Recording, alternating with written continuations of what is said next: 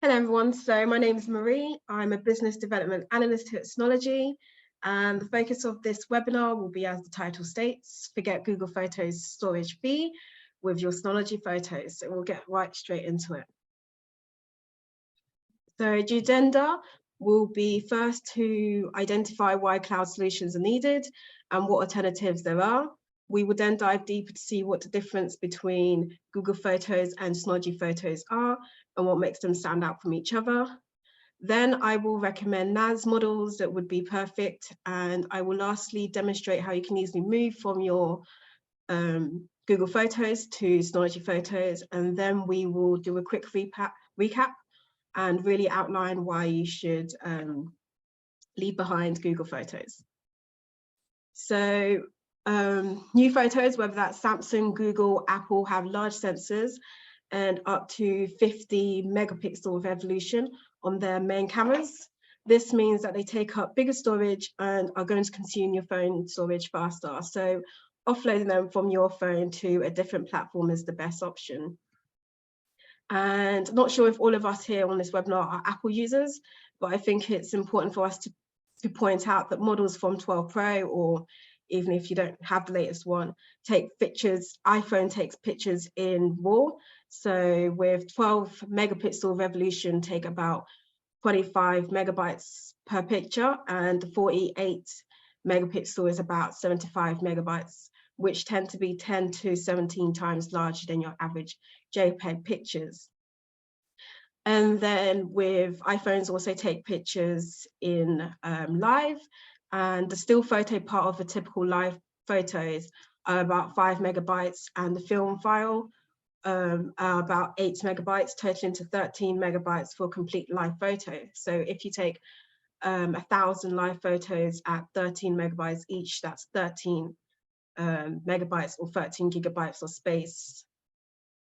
So it's quite clear how quickly photos consume our phone storage, and with the limitation of not being able to increase the inbuilt memory of iPhones and Apple's latest trend of upgrading the cameras on the latest model to higher megapixel, this has caused issues for some iPhone users, and it's been recorded that 41% of people have missed being able to capture moments due to the lack of storage.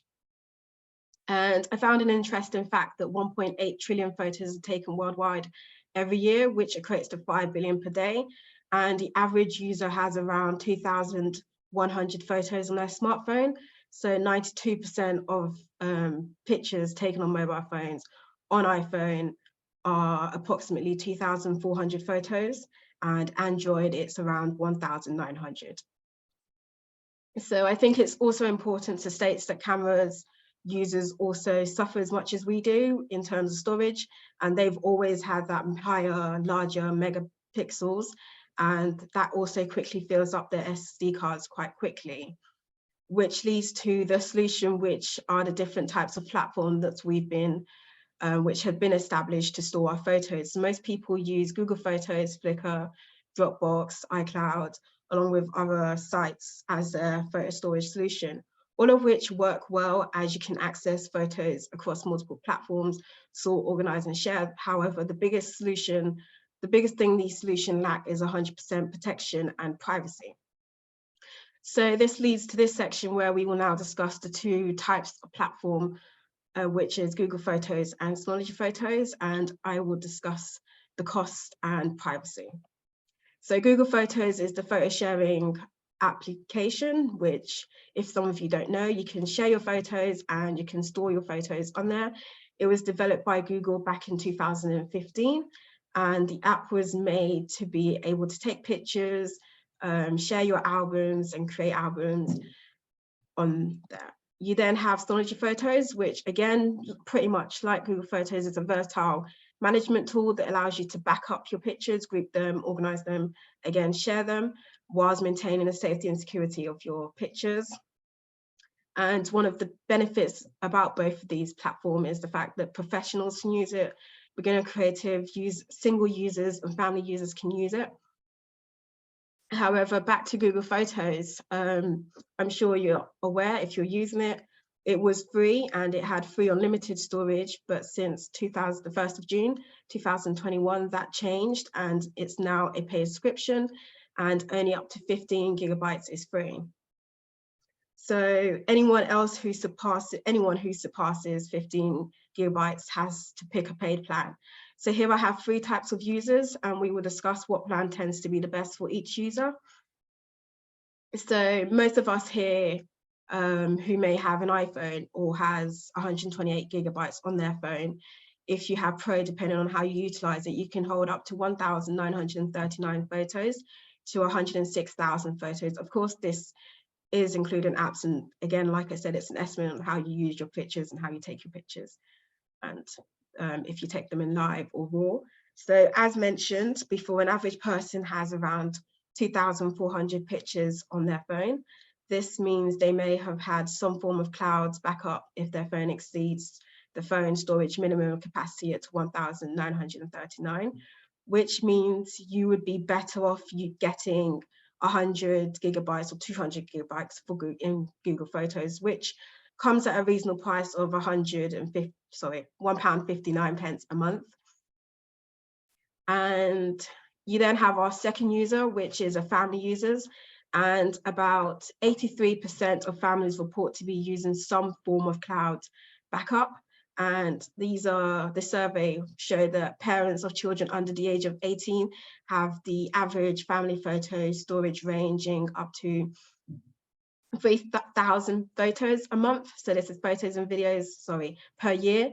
And this range is well over the minimum of 1,939 photos that you can store on a 128 gigs of iPhone, if that's what you have. And again, the best storage here would be 2 terabytes. And this would be definitely the best option, as if we stick with 3,000 pictures a year and times that until your children are 18, that's a total estimate of 54,000 pictures taken. And let's not also forget the pictures can be taken in RAW or live, so that could be even more than that. And it's an estimate of 250 to 300 photos taken a month. Again, some months there's birthdays, there's family holidays, so quickly the pictures storage quickly add up. And you also have family members, so before you were even a family, individually you take pictures, and pictures are not things you want to delete. So again, you'll need storage to hold pictures that you had before. And lastly, you have your photographers, who again can take more than 4,000 pictures at events such as weddings. And if there's 6 weddings a month, that easily adds up to 24,000 pictures to upload and store. So again, this is another user who would definitely need more than 2 terabyte, but Google Photos, unless you contact them, 2 terabytes the highest, but you can get 10 terabyte. So in the end, we can see the best option for each user for Google Photos is either 100 gigabytes for your single user, 2 terabytes for your family, and 2 terabytes for photographers. However, if you value privacy, it's important to consider factors like this. Here we have an article from Forbes and on why Apple users should avoid using Google Photos. So Google themselves have said they collect contact information if you share your pictures, which is ironic because pictures are meant to be shared. After a holiday or birthday, you want to be sharing it all over. So as soon as you start sharing, Google collects your data. And in comparison, we have Synology Photos. And again, this application is both for professionals and casual users, and there's only a one-time hardware payment and there's no subscription fee. And of course, the most important thing, it's 100% your ownership of your pictures. So just like how I've broken down Google Photos, I will do the same with how Synology Photos compares.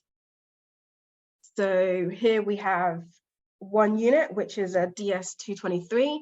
And again, I picked this for the single user, and it's a great beginner media server, budget friendly, and has the ability to share pictures at excellent speed. And again, you can store your pictures and videos for 10 years and more. and it comes to an enclosure fee of £270.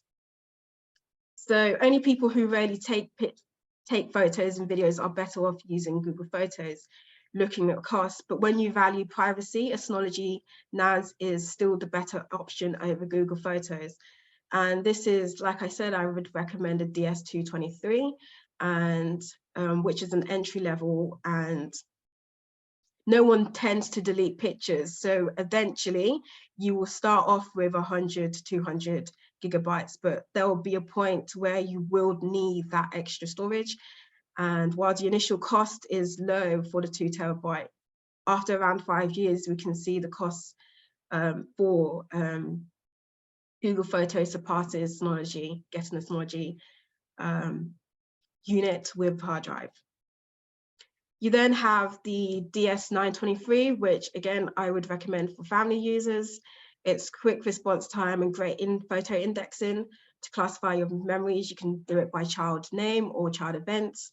And again, you can store up to 16 million photos and videos, and it comes at a price of $570 with the enclosure and hard drives. For this, I recommended 4 terabyte, and back to the family scenario, having 54,000 pictures, some families may share one cloud unit. In this case, you would share a NAS device, and each member can upload their pictures each if they wanted to, or the parents would upload pictures of their children. And definitely this is something you can use, because if you have small kids, you definitely need to value your privacy, especially if it's being shared. So having a NAS where you have your own ownership of your photos, again, it's a great thing to invest in. Lastly, we have photographers, and for them, I would recommend a DS1823 XS Plus. And this is a storage content for creators, ideal for professional, small, medium-sized businesses. And you can collaborate with your partners, clients remotely, or share media securely with the password. And the best thing about this for photographers is the fact that it supports up to 108 terabytes and is also expandable. So again, a price comparison with Synology and Google Photos. So the Google Photos 10 terabytes is £100 per month, whereas with Synology, in the first year, just putting down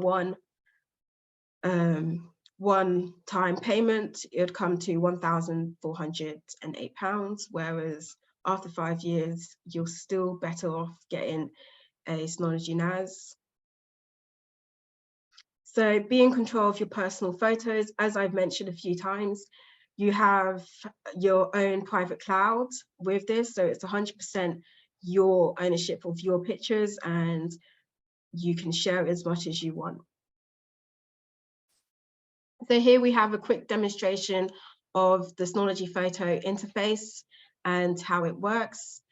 Also feel free to use a demo on our page on our website that you could also use to see how this works. So we have categories you can filter through using the filter, and like this person's done, they filter through the pictures and they're on Hope's birthday.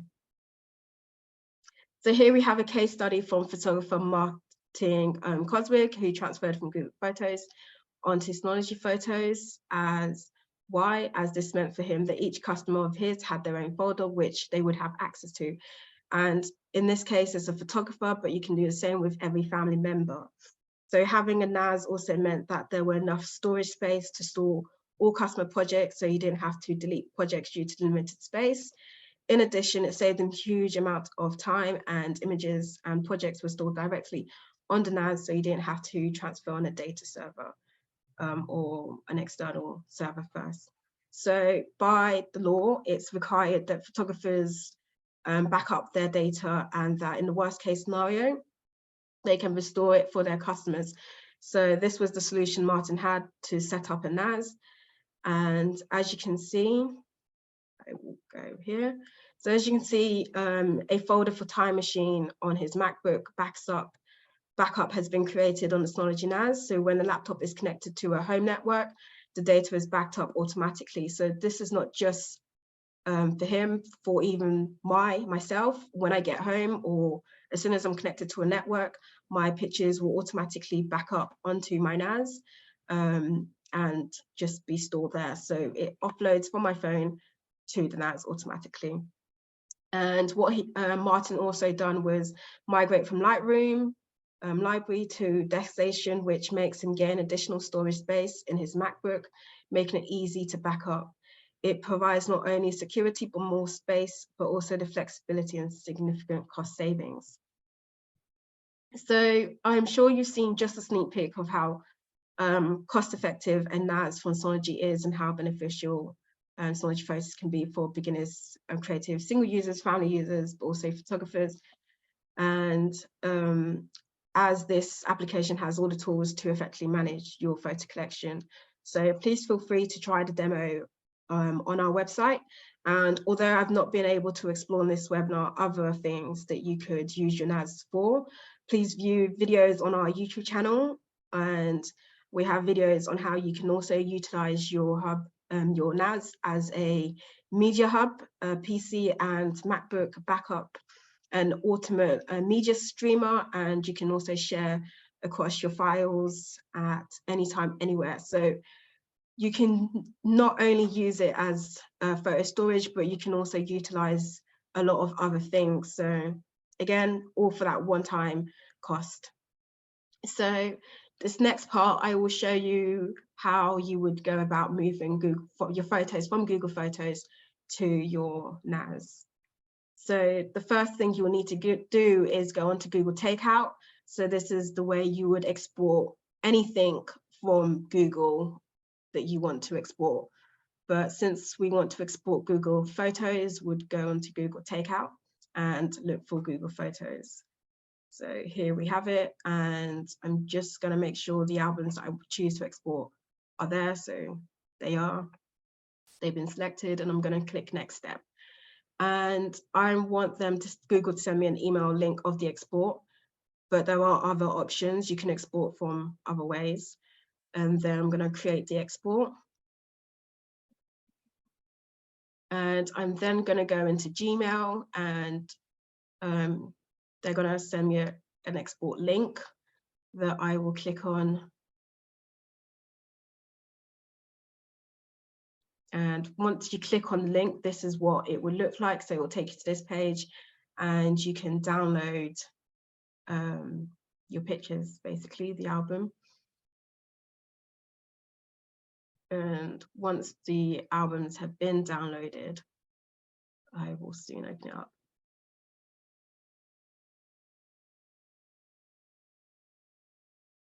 This is where it gets to. So once the video has been downloaded, sorry, the export has been downloaded, you're going to open it up in your PC or laptop, and you're going to basically upload. You can upload them individually onto Synology Photos. So in this case, I've uploaded them individually.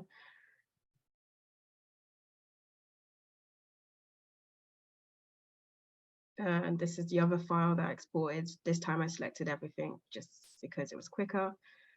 And I'm going to upload them all. And they've now been all uploaded, and they always upload in the time frame that you've taken them. So whichever point in time you've taken the pictures, it will upload there. So I'm just going to go back to the slide. And there. So